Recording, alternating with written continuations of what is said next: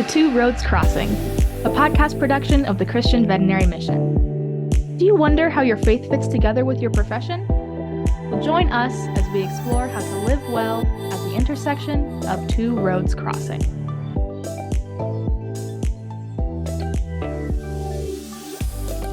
Well, hello and welcome to Two Roads Crossing. My name is Barry Schweink. I'm a veterinarian, a pastor, and your host as we explore the intersection of faith and veterinary medicine.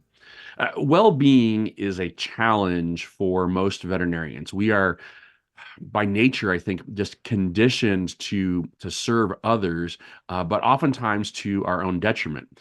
And as we struggle with well-being, that impedes our ability to actually serve others, which creates more problems for us.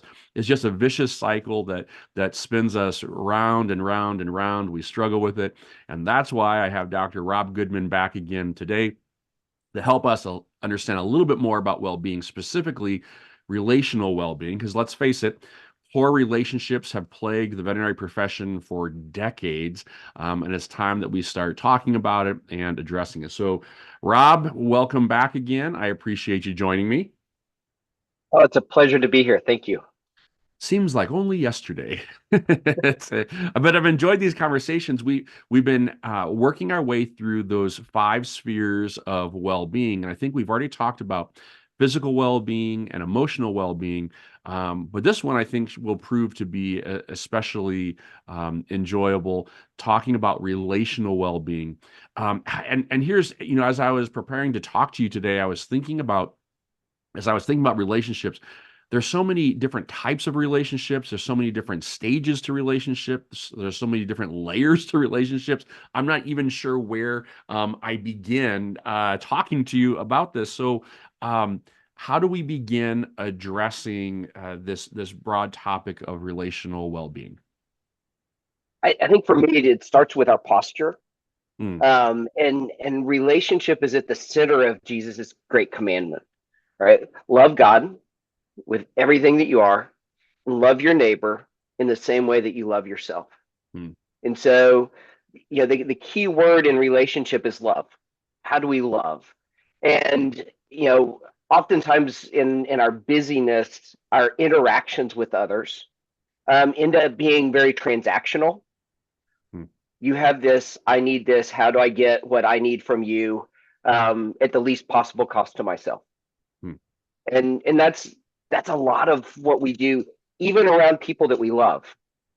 And some of that's important. If I go to the drive-through, I'm talking to the little speaker on the box. Yes, I may recognize that there's a person behind it, Mm. but that person is not necessarily meaningful to the task that I am doing. I want to get my hamburger warm and the right flavor Blizzard well mixed up when I go through Dairy Queen. Yeah, and so in that case, that is a purely transactional relationship. Mm. But sometimes we carry that over into the relationships in our household. Mm. I want my wife to do this because it needs to be done. I want my kids to do this because it needs to be done. My wife wants me to do something, and we can lose sight of that love. Mm. We can lose sight of that there is a client on the other side of the exam table from us. Mm. There's a great article from New England Journal from a couple of years ago called "The Name of the Dog." And it's a guy who's reflecting back on his residency in cardiology, and this man who collapsed while walking his dog. And he comes back in and he presents everything to the senior clinician, thinking he's nailed it. He has all the vital signs, all the tests he wants to run, his differentials. And the clinician looks at him and says, "What was the name of the dog?" Mm. And the guy's like, "What does that matter?" Mm. The clinician goes back in, as that whole teaching hospital thing does. The resident goes first, and then the clinician comes in, and he says, "Hey, sir, I hear that you had an episode while you're walking the dog. I'm curious, what was the name of your dog?" And the guy opens all of this other history in the context of this relationship that started with this question about what was important to this other man.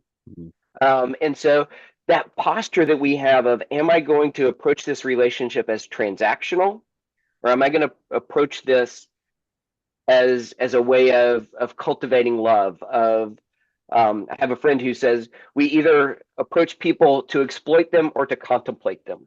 Mm, mm, What does this person want for themselves? Contemplate, or what can this person do for me? mm, Exploit. And so, just naming that posture and being okay with, there are some that I'm not really interested in the human behind this interaction, mm. and being okay with that, but really saying, wow, if I care about this human that's on the other side of this conversation, I'm going to have to shift. At least for me, there are probably people who are much more loving than me, but I have to consciously shift out of task mode into relationship mode. Well, and it really comes down to our understanding of love, right? Because when you begin to take that command to love the Lord your God with all your heart, mind, strength, soul, love your neighbor as yourself, the way that we define love then really affects the way that we interact with them. And if we think even to the point of the way that we talk to the bank teller, the person at the drive-through, the person, uh, unfortunately, the person that's in the car next to us, the way that we communicate with them, if we reduce everything down to what can I get because of what do I want, we really fallen into that pattern of eros love and not in that agape love that we're really called to as believers. So how do you do that? Because we can get, and especially as veterinarians, we can get into that mode where we're going from point A to point B, and the name of the dog just doesn't matter because I have all these symptoms and I have estimates and I have all this other stuff to do. How do we make that shift into those contemplative relationships? Well, I mean, as veterinarians, the name of the dog always matters. It's the name of the owner that we often don't ask. That's very true. That's very true. Yeah, I think there are two kind of concepts around relationship that help me to kind of start to wrap around this. One is the short definition of love is seeking the good of the other. Mm-hmm. And if I can pause and say, what is the good of this other person before me? And at least become aware that there is a good for them, that there is something that they desire, something that they need, something that fulfills them, and I can seek that with them, then I've already taken that first step to love. Mm-hmm. The other definition is joy, and those are the two primary relational emotions that we have, is love and joy. And I love the definition of joy that says joy is seeing the sparkle in someone else's eye when they are happy to see you, and one to recognize others recognize joy as we come before them, to actually be happy to see someone. Mm-hmm. And again, it's that posture of, am I going into this interaction with love? Mm-hmm. And Yeah. I mean, there are some things that help us to do that more than others. And relationally, sometimes for those of us who are introverts and relationally poor, Mm-hmm. um, which I am qualified very much to speak to that piece, and the intentionality of cultivating relationship, Mm-hmm. because it's work. Um, I was moving cows yesterday, and I was on another Zoom call that I wasn't having to participate in, but in the very beginning, I turned the camera around with myself and I said, just in case anyone wants to know, I am outstanding in my field. Um, and so I am outstanding in how much work it is to contemplate, or to enter into an interaction with another person seeking to build relationship. Mm-hmm. And so a couple of tools in that. One is to simply recognize, wow, this is going beyond a surface conversation. Right. The social niceties of how's your day, just fine, how about you, yeah, yeah, yeah. If someone says, hey, do you have a minute? Mm-hmm. To recognize that shift of someone actually seeking relationship, or if I'm going to seek relationship, to go through what's called the ACEs, to look at space, pace, and grace, and to actually create space within my schedule, the actual schedule, but also space within how I'm seeing time to say, okay, this time with this person is more important than all the other things that I'm trying to do, all the ways that I've overtaxed myself. I'm going to push those aside to create space to be with this person, to, in doing that, slow down a bit, to avoid all the multitasking, to-do list over here, to-done list over here, and just focus on that person, to slow down and listen well. Oftentimes we listen to agree or disagree, or listen to, make our list, or listen to respond, but actually to listen to understand means that we actually slow down our listening to really dwell on their words rather than to craft our response. And then to approach that with grace, recognizing, wow, this is a beautiful honor. It's a grace for me that someone is sharing their story. It's a gift. But I can also extend that gift to, oftentimes, pastorally, this, that people come in and they say things that you're like, wow, that was stupid. um, I know my pastor says that about me. Yes. Yeah. You knew that was going to happen, and now you're complaining. Yeah, we start that, but there's this grace to say, this is what this person is experiencing, and the grace to allow them to experience that without trying to diagnose it or fix it or offer solutions, but to simply allow that space of grace for them to simply share. And so that's creating space, modifying your pace, and extending grace. And that's a beautiful way to look at, wow, when someone says, hey, do you have a minute? How do I give them that minute that's probably going to be 30 or 45 minutes? Well, and that's a hard part. And so, and I found even it's those little things like putting your phone down when someone is talking to you, or stopping whatever it is you're doing and giving eye contact and direct feedback when someone's trying to communicate. And even, those, I found that even within work relationships, that kind of pace isn't always possible in the middle of a day, but there are moments in that chaos where, when you take the time to just let someone know that you're working with, let them know that you see them and appreciate what they've done. And, after a tough client conversation, say, hey, this is a tough moment. Do you need a break, or how are you doing with that? Or even, hey, that was the way that owner talked to you. I appreciate how kind you were to them, because I don't know that I could have done it. I just, it's great working with you. Even those little types of things, invite moments of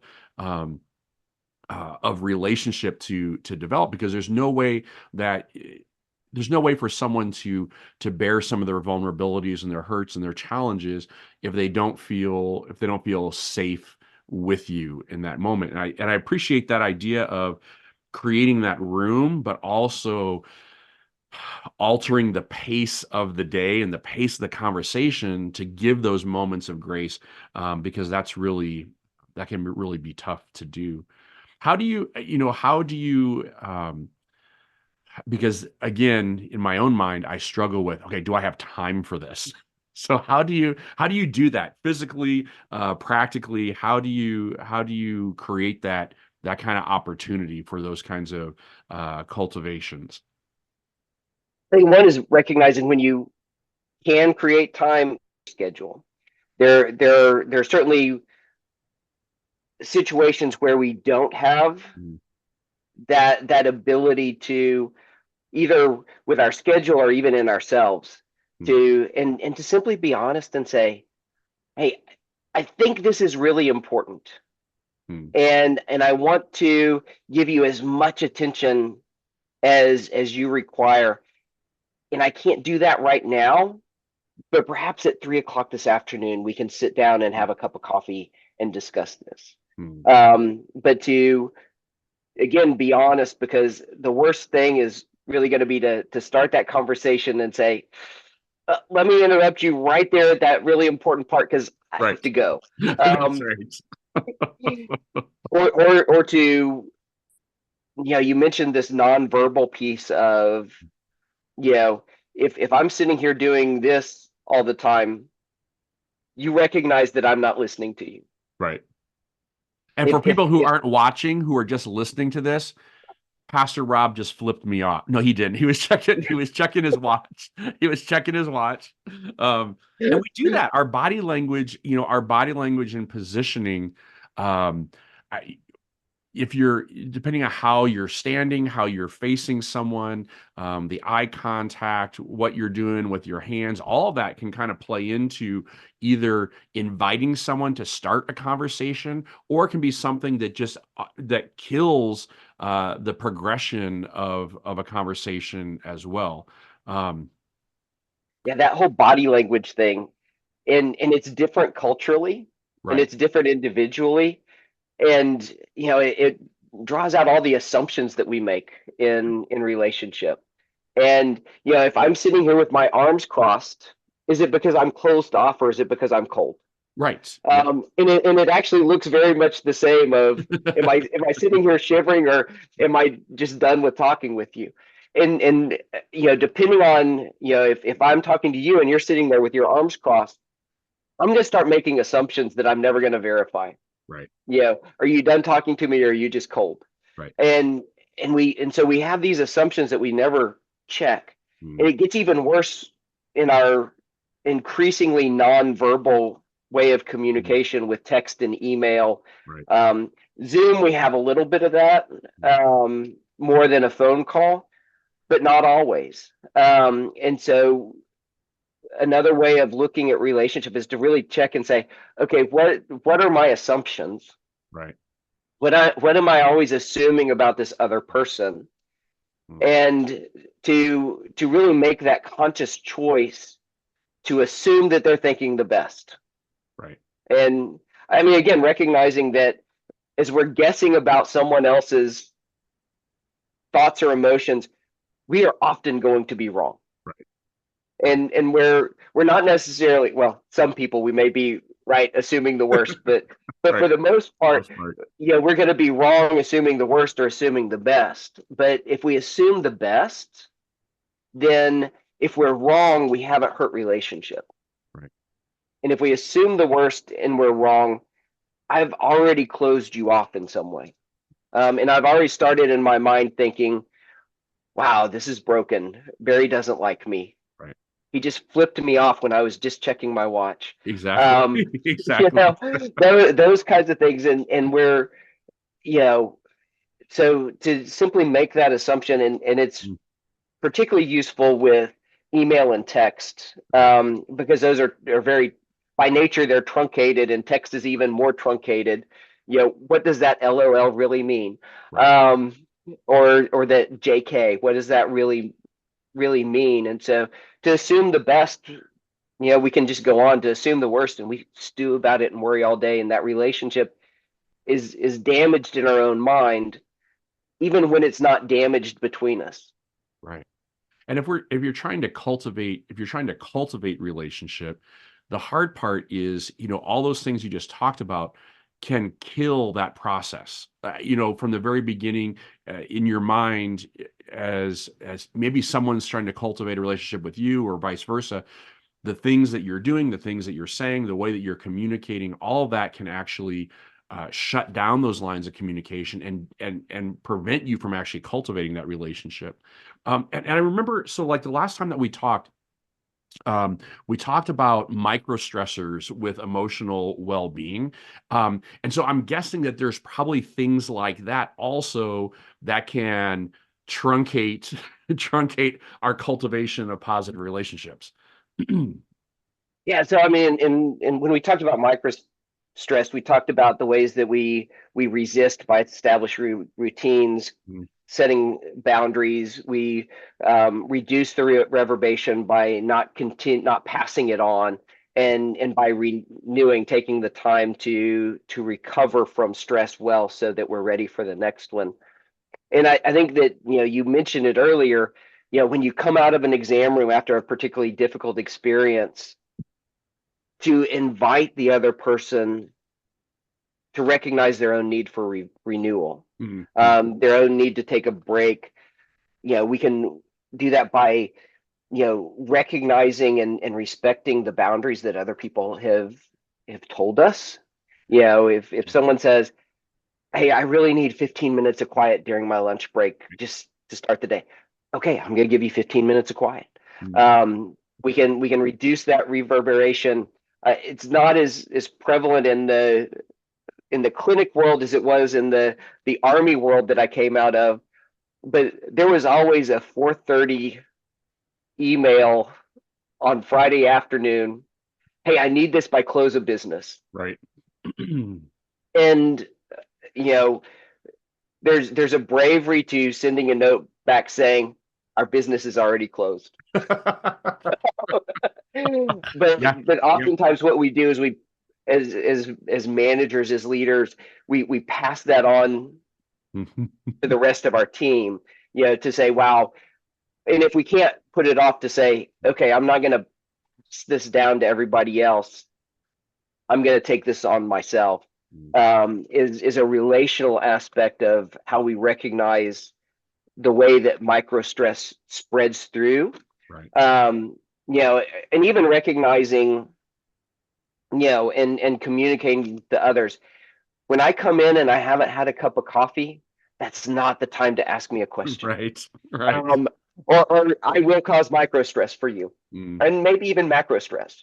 Right. But to be willing to communicate around that.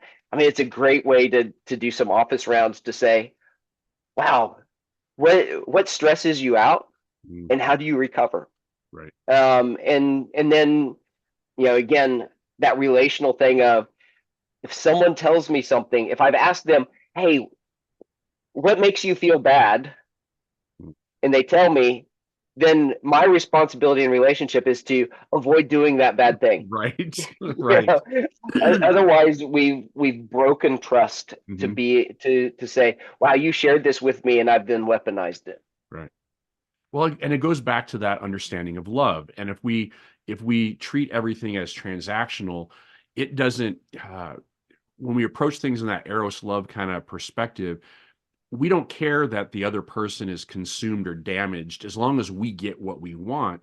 Whereas agape love, it's for their best, which means that as you learn more about the people that you're developing relationships with, it means that you have to make some of that sacrifice, and you have to make some of that change because it will be required to maintain that relationship. You have to be invested. You have to be intentional. You have to start thinking about the other person's needs. The other person, you have to be more considerate of what they need. And then also stop trying to put words into their mouth and meaning behind their actions, but actually being open and honest, and actually develop those lines of communication. It seems like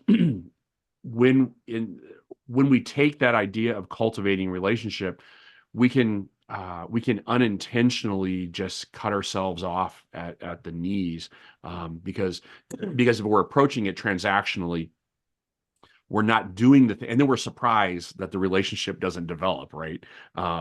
There's part of that within each and every one of us. Is there a way for as we think about the people that are around us, is there a way for us to create like a game plan, a strategy then for cultivating relationships? Yeah, I think that there are two big ways that I think about in that. One is thinking about the questions that we ask. And is it one of the social niceties that we expect a social response? Oh, how you doing? Fine. How are you? That's just a social nicety. Or do we want to craft a question that feels authentic to us, Mm, but that requires a different response? mm, Something like, what's the most exciting thing that happened to you today? mm. Yeah. What are you most grateful for today? And to be able to look that way at, wow, how does this, you know, I can then say, elicit a different response than the social nicety, something that goes below the surface. I can invite someone into relationship. Mm, And then to think about how we're going to respond to that. And when someone shares an experience with us, if I say to you, what was the most exciting thing that happened to you today? And you share something with me, to then ask a couple of questions to go deeper into that. What made that exciting? mm. That sounds fascinating. What did you do? How did you feel? And elaborate that a little bit more before going in and telling our part of the story, sharing something about ourselves. And so that first question of, wow, how do I elicit something? And if you want a middle model, how do I get my 14-year-old son to say something more than, yeah, yeah, Exactly. what was Yeah. exciting today? And you can't say, yeah, to that. And then, wow, how am I going to hold that? How am I going to elicit a little bit more from that? Yeah, those open-ended questions go a long way.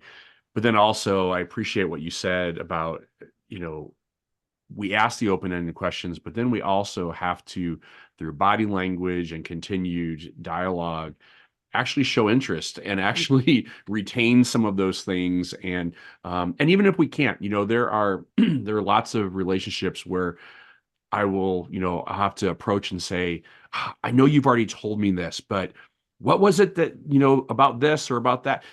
Just to even if you forget, because we all kind of do that, still engaging and perpetuating that interest so that we can then extend ourselves all the more. Well, You yeah, mentioned that awkwardness, yeah, yeah. and sometimes having a script for the awkwardness Mm. is really helpful, Oh, yeah. um, so that we know what we're going to say, Mm. and we can really concentrate on, wow, how are we going to answer that? I'm terrible with names, and so Mm. I have to have a script for, hey, I'm really sorry, I know that we've met, but I've forgotten your name. Yeah. And if I can then say, I know we met, and I know that your dog's name is Fluffy. Right. But if I can say, yes, I know, I remember something about you. It's just not your name. Yes. That's a helpful construct for me to be Mm. able to, instead of my normal bent of, I can't remember that person's name, I'm just going to avoid them and hope they don't see me. Yeah. Um, to have a little bit of a starter in there to be able to start that conversation, and particularly in those awkwardnesses, to have something that we've rehearsed, Mm. not someone else's words that we've rehearsed, but we've wrestled with the words ahead of time, so that Mm. we are able to have something that's authentic to ourselves, to be able to have ready. We were talking earlier about liturgy, to have a Yeah. liturgy of awkwardness, Yeah. for ourselves. Yeah. No, it goes a long way. Well, it's a great start to this conversation. I think, the next phase we may need to talk next time about repairing relationships that are broken, because I think that the intentionality that we need to have with cultivating relationships and learning how to love others the way that Christ loves us is at the forefront of forming these new relationships. But a lot of us are also in relationships that have been broken, and have been damaged. And I think continuing this conversation will be great. Hopefully, for everyone who's listening, hopefully as you think about your own relational well-being, the need that, God created us to exist in relationship with one another, and that requires us to understand the kind of love that God has towards us, and the kind of love that comes to bear when we abide in Him. Um, as we do that, hopefully we are cultivating these new relationships where we are provided opportunities to show Christ's love to the people around us. And as we learn how to do that, hopefully together we're learning how to live well at the intersection of two roads crossing.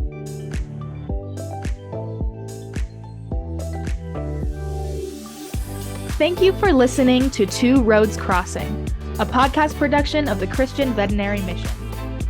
If you are blessed by this content, like and subscribe so that you are alerted when new content is released. If you would like more information about CVM, or if you have questions, comments, or topical suggestions, you can find us online at www.cvm.org. Or you can contact us by emailing podcast@cvm.org. God has a plan for the nations, and that plan includes you. We pray that CVM has encouraged you to live out your calling with confidence and competence. So, until next time, may the voice of the shepherd ring loud and clear as you follow him in faith to the intersection of two roads crossing.